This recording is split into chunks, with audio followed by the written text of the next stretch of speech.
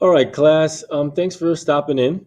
What we're going to be dealing with today is solving quadratic polynomial equations, basically polynomial equations of degree 2.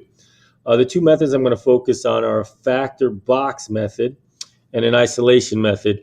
And this one, I'm going to call this special because it's of the form, and I'll explain this later on, but it's what we call of the form ax squared equals b. And I'll explain why that happens. But for now, the major method I want you to understand is the factor box method, which will help you solve 90, probably 95% of these type of equations. So let's go at it. So what's the first step? Step one, move terms from right to left. And what I mean by right to left, I mean right to left of the equal sign. Okay, so we're looking at the equal sign and we're looking at this right side and it has to move to the left. And now the only ways we can do that when we have a bunch of terms being added or subtracted is by adding the opposite. So if I see a k squared and I want to move it, I'm going to do a minus k squared. But whatever I do on one side, definitely have to do on the other. So that's going to help me out with that one, and it's going to become 0. I see a 3k, got to subtract a 3k. But whatever I do on one side, I have to do on the other. So I get 3k there. Last but not least, I have the 10. We do the minus 10. And I do the same on the other side. Now the beauty is k squared minus k squared, 3k minus 3k, 10 minus 10. Those are all becoming 0. And that's the number one first step. So move the terms from right to left means set equation equal to 0. And that's what I did on the right side. Now let's look at the left side. 17k squared minus k squared will be 16k squared. 3k minus 3k is 0k. You can call it a plus 0k, that's fine.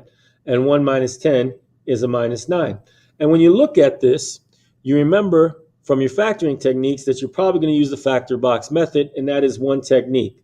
So that's the one that I said we would use. If you remember correctly, you put your ax squared term, or in this case, a 16k squared term on the left side. You put the constant number term on the right side.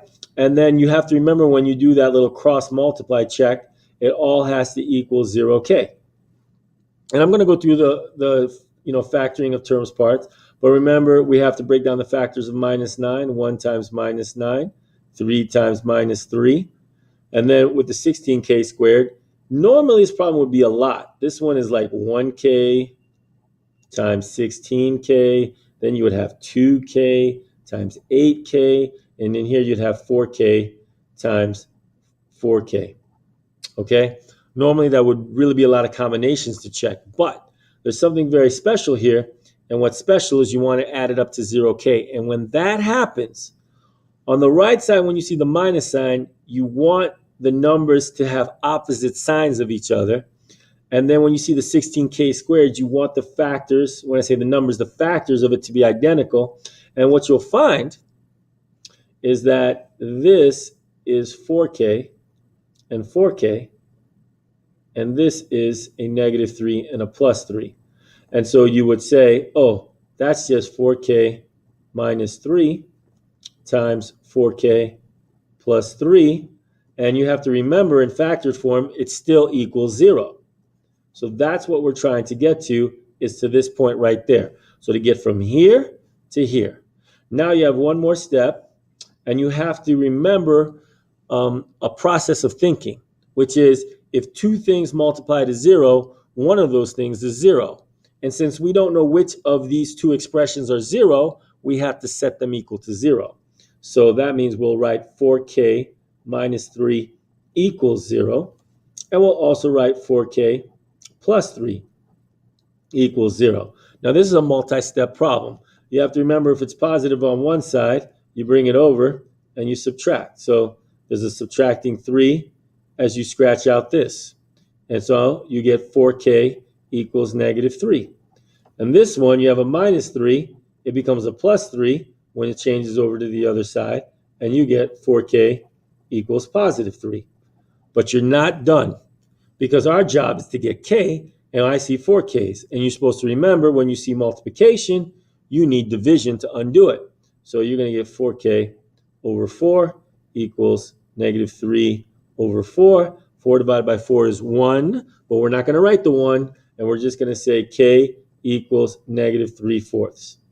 Following the same strategy, you will get k equals a positive 3/4 on this side. And so the answer to this is, when I say solve it, we will say the solutions are k equals 3/4 and k equals negative 3/4. Now, I want to go to this part here because something special happened in this problem. So I'm not going to go through this part here. It's the exact same step. What I want to talk about here is the 16k squared plus 0k minus 9 equals 0. Whenever you get a 0k, officially you can drop it out, because 0 times anything is 0, and 0 plus anything is what's left. So this is 16k squared minus 9 equals 0. Now I want you to take a hard look here and realize there is one variable to the second power, and there's a number. So if I bring this number to the other side, I get 16k squared equals 9. Now this is called isolation technique, because I'm not going to use the box method anymore. I'm going to say, hey, it's a special case of this. Ax squared equals b. I've got 16k squared equals 9. It's that case. So all you have to do is you have to divide and get 9 over 16. Then you have to take the square root of k squared equals the square root of 9 over 16. Now, if you remember correctly, I told you the square root of a k squared, or the square root of an x squared, or any variable squared, is the absolute value of that variable. So what we're saying is the absolute value of k is 9 over 16. Now, this becomes very easy to solve when you see this technique. You're looking for common factors that are identical in the top and in the bottom. So something in your mind has to say, this is the square root of 3 times 3 over the square root of 4 times 4. And the moment you see that, it means that the answer on the right side is 3 over 4. So what we're saying is the absolute value of k is 3 over 4. Now, in your last step, what that means is k can either be a positive value or a negative, because that's the definition of absolute value. It's saying whatever number's distance from 0 is 3/4. There are only two numbers in the universe whose distance is 3/4. It is k equals 3/4, or it is k equals negative 3/4, are the solutions. So let's notice that. And then let's go back here and notice this. In both methods, we got the exact same numbers. Those numbers make this equation equal to that. Make this expression equal to that expression. Or in other words, makes the equation true. And that's why we have two answers that make the equation true. All right. Thanks for watching, and I hope that helped you figure out how to solve these type of equations.